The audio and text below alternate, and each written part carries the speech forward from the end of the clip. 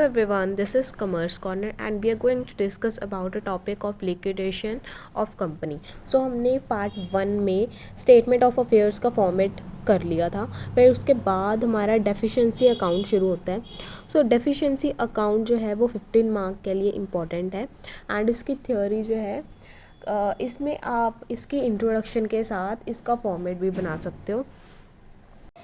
इस deficiency account में क्या होता है, जो इन्फॉर्मेशन हमारे पास आई है उसे यूज़ करके एक अकाउंट प्रिपेयर होता है जो लिक्विडेटर यूज़ करता है.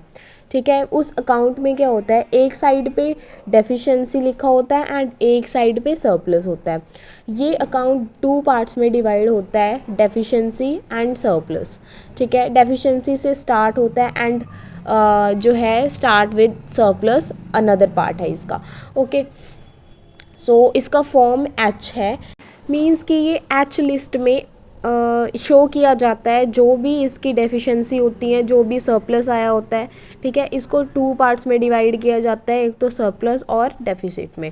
फर्स्ट है कि जो आइटम्स कंट्रीब्यूट की जाती हैं to deficit and reducing surplus, और दूसरा पार्ट है जहाँ पे कंट्रीब्यूट किया जाता है टू सरप्लस और रिड्यूस किया जाता है डेफिशिएंसी. ठीक है, इन दोनों पार्ट्स को हमने अलग अलग करके लर्न करना है और कंपेयर करके लर्न करना है. ठीक है, सो फर्स्ट आइटम है इसकी फर्स्ट की excess of capital and liabilities over assets, यानी कि कैपिटल यहाँ पे एक्सेस है, ज़्यादा है, और लाइबिलिटी भी ज़्यादा है एज़ कम्पेयर टू एसेट्स. ठीक है, और यहाँ पे हेडिंग देख लेना, कंट्रीब्यूट टू डेफिशिएंसी है और रिड्यूस क्या हो रहा है, सरप्लस. अगर सेकंड की बात करें, वहाँ पे एक्सेस ऑफ एसेट्स है, ओवर कैपिटल है एंड लाइबिलिटीज़ है, मींस एसेट्स ज़्यादा हैं, कैपिटल एंड लाइबिलिटीज़ कम है. ठीक है, एंड ये क्या है, इन दोनों को हम कंपेयर करके याद कर लेंगे. ठीक है, ऊपर हमारे जो कैपिटल और लाइबिलिटी ज़्यादा हैं, एसेट्स कम है, नीचे एसेट्स ज़्यादा हैं और कैपिटल लाइबिलिटी कम है. ठीक है, एंड उसके बाद यहाँ पे ऊपर देखो सेकंड पॉइंट में net dividends and bonus declare during the period, यहाँ पे ईयर आएगा to the date of statement. ठीक है, तो यहाँ पे नेट डिविडेंड आएगा और बोनस जो भी डिक्लेयर किया है ड्यूरिंग पीरियड तो वो शो किया जाएगा. अगर यहाँ पे इसके सेकंड में देखें तो नेट ट्रेडिंग प्रॉफिट आएगा एंड आफ्टर चार्जिंग आइटम्स जो बचेगा वो प्रॉफिट शो किया जाएगा. एंड अगर ऊपर करें तो ऊपर देखो नेट ट्रेडिंग लॉसेस है, नीचे ट्रेडिंग प्रॉफिट्स है. राइट, तो नीचे वाली आइटम देखो 9th वाली, profit and income other than trading profit, profit and income show की जाएगी. पहले तो हम ट्रेडिंग प्रॉफिट शो कर रहे थे, अब ऐसे प्रॉफिट एंड इनकम शो किए जाएंगे जो उसके अलावा हैं. ठीक है, उसके बाद ऊपर हमारे एस्टिमेटेड लॉसेस शो किए जाएंगे. देन लास्ट में, सबसे लास्ट में दोनों के ही जो भी आइटम्स बच जाएंगी, ठीक है, जो हेल्प कर रही हैं इन रिड्यूसिंग एंड कंट्रीब्यूटिंग, वो शो की जाएंगी. ठीक है, सबसे पहले हमारा एक्सेस आता है, चाहे वो एसेट्स का हो चाहे कैपिटल एंड लाइबिलिटीज़ का हो. सेकंड में उसका डिविडेंड आता है या फिर बोनस आता है. थर्ड में हमारी लॉसेस हो, ट्रेडिंग लॉसेस हो या ट्रेडिंग प्रॉफिट हो, दोनों की बात कर रही हूँ कंपेयर करके. फिर उसके बाद हमारा एक्स्ट्रा लॉसेस आते हैं या प्रॉफिट जो बच गए. फिर उसके बाद लास्ट में कुछ ऐसी आइटम्स आएंगी, अदर आइटम्स आएंगी जो हम डाल सकते हैं लास्ट में. ठीक है, जो कंट्रीब्यूट भी कर रही हैं एंड हेल्प कर रही हैं रिड्यूस करने में, बोथ ऑफ दीज में. तो उसके बाद हमारा आता है कि particulars are to be inserted here, means कि आपको यहाँ पे कुछ चीज़ें शो करी जा रही हैं, उसको ध्यान में रखकर हमने net trading profit and loss निकालना है जो मेंशन होगा अबव अकाउंट में. ठीक है, और देखो सबसे पहले यहाँ पे प्रोविज़न देखी जाएगी, फिर चार्जेस देखे जाएंगे, फिर इंटरेस्ट देखा जाएगा for debentures and payment to directors. ये चारों चीज़ें देखी जाएंगी. अगर हैं तो इनको प्लस कर हमारे पास क्या आ जाएगा, एक्सेप्शनल और नॉन रिकरिंग एक्सपेंडिचर आ जाएगा. ठीक है, तो सबसे पहले ये देखेंगे एंड उसके बाद हमने इसमें से लेस कर देना है नॉन रिकरिंग रिसीट्स. ठीक है, जो बैलेंस बचेगा, अगर पॉजिटिव है तो प्रॉफिट है, अगर नेगेटिव है तो लॉस आ जाएगा. एंड उसके बाद हमने क्या करना है, नेट ट्रेडिंग प्रॉफिट और loss shown and deficit and surplus account above, मतलब कि जो हमारे पास बैलेंस आएगा यहाँ से निकल कर हमने उसे अबव अकाउंट में मेंशन कर देना है, चाहे वो डेफिशिट हो चाहे वो सरप्लस हो, ठीक है। एंड यहाँ पे लास्ट में सिग्नेचर होंगे। अगर किसी कंपनी ने इन लिक्विडेशन के केस में कोई proper books of account maintain नहीं किए हैं तो एक सर्टेन डेट दी जाती है ताकि वो ट्रायल बैलेंस मेंटेन करे, ठीक है। एंड यहाँ पे ये पर्टिकुलर्स हमारे मेंटेन हो गए तो यहाँ से हमने बैलेंस निकाल कर वहाँ पे मेंशन कर देना है, किस में, जो हमने फॉर्मेट पढ़ा था, ठीक है। यहाँ पे नेक्स्ट टॉपिक है लिक्विडेटर्स रेम्यूनरेशन। तो नॉर्मली क्या होता है, जो लिक्विडेटर होता है वो नॉर्मली कमीशन बेस्ड रेम्यूनरेशन लेता है, कि उसकी जो रेम्यूनरेशन है वो परसेंटेज पे कैलकुलेट की जाती है, ठीक है। और फर्स्ट है इसका केस कि कमीशन अगर मेंटेन की जाएगी on the basis of assets की जाएगी जितने उसने सिक्योरिटी के लिए सिक्योर्ड क्रेडिटर्स को दिए हैं, एंड कैश बैलेंस पे की जाएगी, एंड लास्ट में है अनसिक्योर्ड क्रेडिटर्स। तो यहाँ पे देखो, अगर उसके लिए अमाउंट अवेलेबल है कि उसने इसमें से पेमेंट कर देनी है अनसिक्योर्ड क्रेडिटर्स को, तो वो ये फॉर्मूला यूज़ करेगा फर्स्ट वाला अपनी कैलकुलेशन करने के लिए कि मेरी कमीशन कितनी बनती है, ठीक है। फर्स्ट है कि amount due to unsecured creditors कितनी उसने देनी है, इनटू कि कितनी परसेंट उसकी कमीशन है, डिवाइडेड बाय 100 उसकी रेम्यूनरेशन बन जाएगी। अगर वो सफिशेंटली अवेलेबल नहीं है उसकी अमाउंट, ठीक है, कि उसको जितनी अमाउंट देनी है अनसिक्योर्ड क्रेडिटर्स को वो अवेलेबल नहीं है, देन वो क्या करेगा, वो ये वाला फॉर्मूला यूज़ करेगा कि amount available for unsecured creditors into percent of commission divided by 100% of commission. ये एग्जांपल से समझते हैं।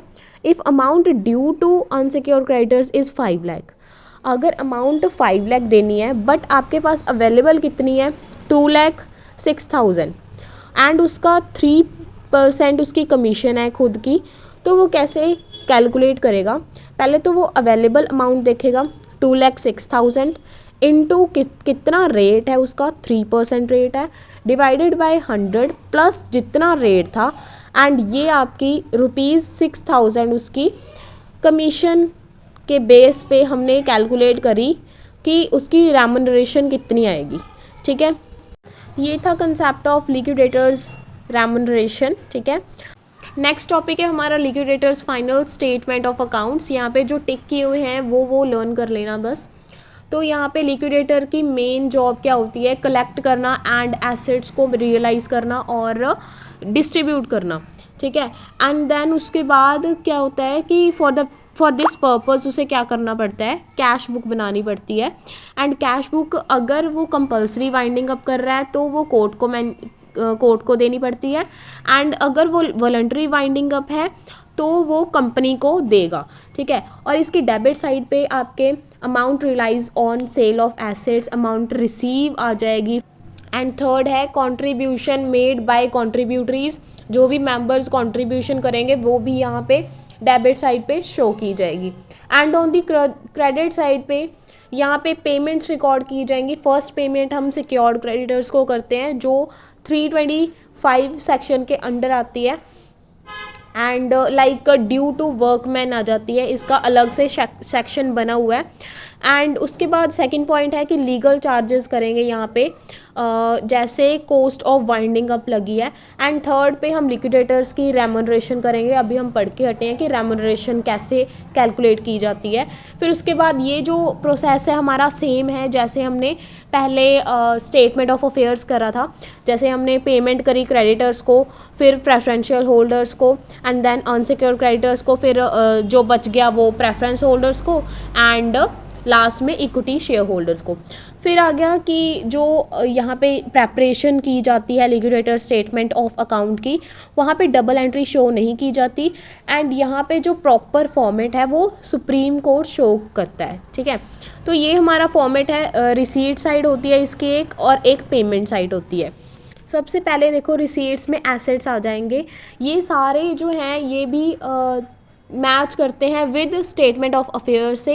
एंड ये cash bank, cash at bank, cash in hand, ये हमने लर्न किया हुआ है in last video liquid. Then उसके बाद लास्ट में देखो investment other than marketable security, and then उसके बाद surplus from securities, unpaid calls at commencement of winding up, जो भी अनपेड कॉल्स होंगी जब स्टार्ट होगी वाइंडिंग अप तब, एंड अमाउंट रिसीव होगी फ्रॉम कंट्रीब्यूटरीज।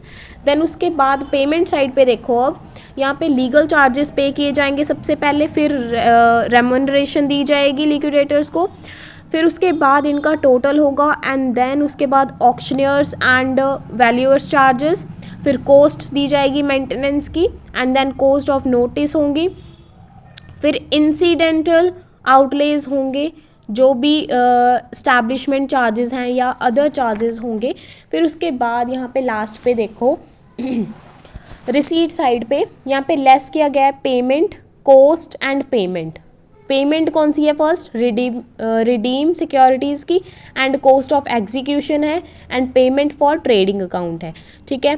फिर उसके बाद यहाँ पे पेमेंट साइड पे देखो यहाँ पे टोटल कॉस्ट एंड चार्जेस के बाद हम डिबेंचर होल्डर्स को, क्रेडिटर्स को और रिटर्न देंगे टू कंट्रीब्यूटर्स को, ठीक है। ये लाइन वाइज होगी, सबसे पहले डिबेंचर होल्डर्स को, क्रेडिटर्स को, then return to contributories, right. Next point है हमारा रिसीवर फॉर डिबेंचर होल्डर्स। तो जब इशू किए जाते हैं डिबेंचर्स तो वहाँ पे डिबेंचर होल्डर्स के पास एक राइट होता है कि वो रिसीवर्स को अपॉइंट करें, एंड वो हेल्प करते हैं कि डिबेंचर होल्डर्स का इंटरेस्ट जो है प्रोटेक्ट करने में। एंड यहाँ पे 2 अकाउंट मेंटेन किए जाते हैं, लास्ट लाइन में देख लो, receiver's statement of account and liquidator's final statement of account will also prepare. तो यहाँ पे ये दोनों अकाउंट प्रिपेयर करे जाते हैं, एंड यहाँ पे जो रिसीवर है वो एक्सपेंसेस को मेंटेन करता है, रेम्यूनरेशन मेंटेन करके रखता है, और जो सरप्लस होता है वो जो एक्स्ट्रा सरप्लस बचता है ना वो लिक्विडेटर को दे देता है, जो रिसीवर होता है, ठीक है। नेक्स्ट क्वेश्चन है हमारे पास शॉर्ट, कंपल्सरी वाइंडिंग अप और वॉलंटरी वाइंडिंग अप में क्या डिफरेंस आता है? एक तो जो ट्रिब्यूनल करता है वो कंपल्सरी वाइंडिंग अप होती है, और on the other hand voluntary winding up में रेजोल्यूशन पास किया जाता है। सेकंड पॉइंट है ट्रिब्यूनल अपॉइंट कर सकता है यहाँ पे official liquidator, on the other hand जो मेंबर होते हैं वो और क्रेडिटर होते हैं वो अपॉइंट कर सकते हैं liquidator in case of voluntary winding up. अगर कंपल्सरी वाइंडिंग अप की बात करें तो थर्ड पॉइंट देखो, ये कंट्रोल किया जाता है बाय ट्रिब्यूनल, और वो कंट्रोल किया जाता है बाय मेंबर्स और क्रेडिटर्स, एंड इसकी डेक्लरेशन फाइल नहीं की जाती और रिक्वायर भी नहीं होती, एंड इसकी डेक्लरेशन ऑफ सॉल्वेंसी रिक्वायर होती है, ठीक है। अंडर सेक्शन 305 में हमने किया था लास्ट वीडियो में। एंड इसमें होता है 5th पॉइंट में committee of inspection need not to be appointed, and उसमें अपॉइंट की जाती है। तो ये था difference between compulsory and voluntary winding up.